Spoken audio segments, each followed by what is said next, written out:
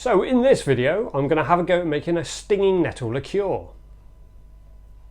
Well, two actually. One with a syrup base and the other is a cold infusion. So let's see what happens.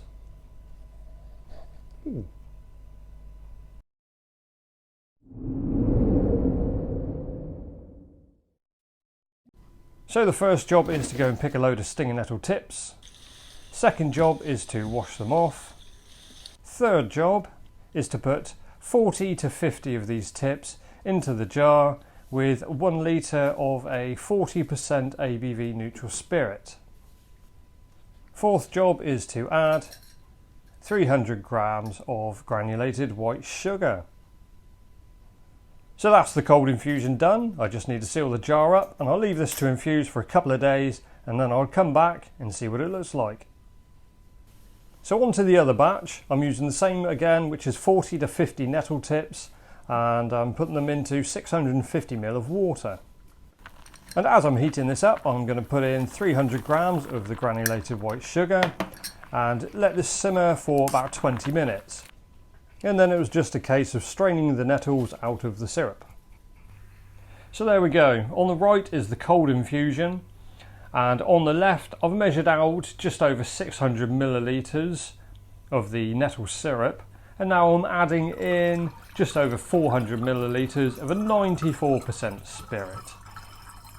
So that way, hopefully I'm going to end up with two batches, both about a litre of liquid and at 40% ABV. Look at that. What the fuck? Well, that wasn't really what I was expecting. It does look pretty cool, but not what I'm after.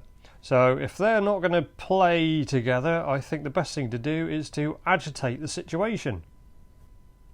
And then after leaving it for about an hour, as you can see, it clouded up a little bit. So I ran it through a filter and then it came back as good as new, although I did lose a little bit of quantity in the process. And now back to the cold infusion, and after a couple of days it looked like this. And so I then just ran it through this sieve and then also filtered it again through a doubled over piece of muslin and then bottled it. So we are almost at the end of this video, and as per usual I have the final products.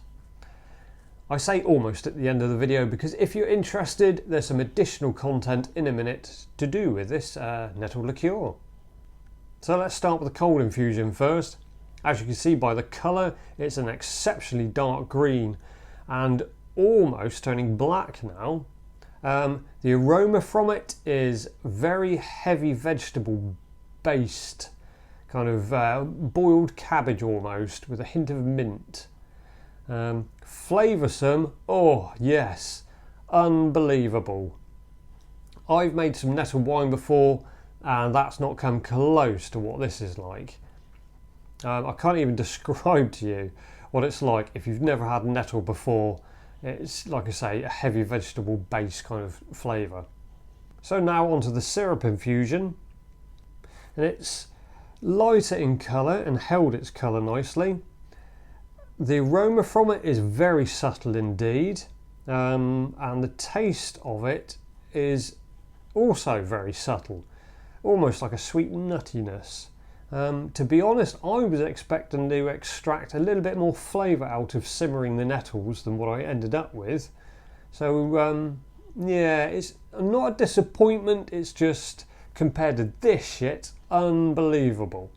It's like two extremes really of nettle infusion. So in conclusion, today's winner is the cold infusion.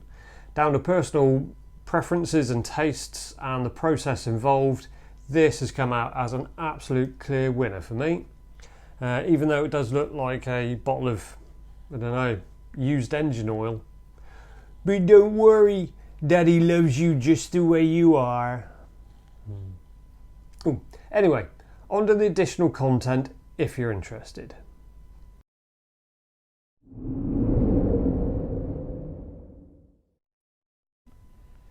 Okay, so once my nettle infusions had been filtered and bottled, I then decided to measure out 250 ml from each batch and put them into each of these jars. So the jars at the back are the cold infusion, and the jars at the front are the syrup infusion. So as I wanted to experiment and add in some extra flavour into this, I sliced off a very thin slither of lemon zest and put it into one, some zest from an orange into the other, and then a few slices of root ginger into the last one. I then put the lids on these and then left it overnight to infuse, and then came back in the morning to find them looking like this. So all I need to do now is to strain this off and then do some taste testing. So just like the Renegade Master, I'm back once again. Only I just happen to be surrounded by a load of nettle liqueur. But I really got into this. I don't know why, I've quite enjoyed doing this one.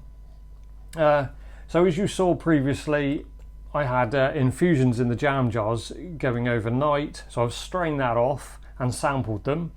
And then a quarter of the batch I just kept separate as a good comparison after I've flavoured them. The syrup one is obviously the lighter ones on the bottom, and it's lighter in taste, in aroma and everything, and then the cold infusion is the darker one that is absolutely packed with flavour from the nettles.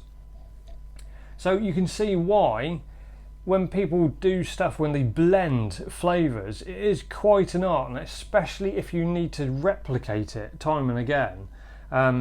Reason being I'm saying that is because when I did the ginger in this one, because the syrup one is so subtle, I thought the ginger might overpower it, but it was okay, worked all right.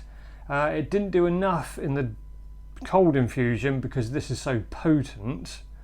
But overall, not my favourite. The next one is the lemon infusion, and the same thing again, only a little bit of lemon goes a long way when you're infusing it in alcohol, so it completely overpowered the syrup infusion. But it was almost sexual on the... Did I say that out loud?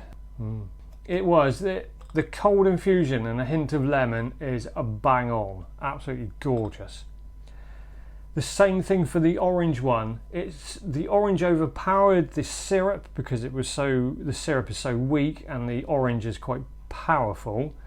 But the same again with the cold infusion. The orange and that is just unbelievable. That has worked ever so well. So blending it for a whole batch, I could quite happily do both the lemon and the oranges, or even mix them together. The ginger will need a lot more work, but I'm not sure I'll really get into it or bother doing any more ginger in this one. So that's enough babbling. If you get an opportunity to do this, just be careful, because if you do a cold infusion like this, some people might go, oh, I'm not having that. So just, I think maybe 30-ish nettle tips would work better. But in saying that, if you infuse it with something else, it mellows it, marries it together, absolutely fantastic. I was thinking about doing a mint one as well. I didn't get around to that, maybe next time.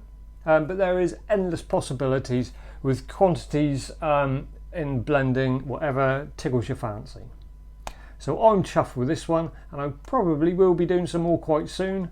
Living out in the countryside, stinging nettles are pretty abundant and they're free. So winner winner. There we go. I hope you've enjoyed this one. I know I have.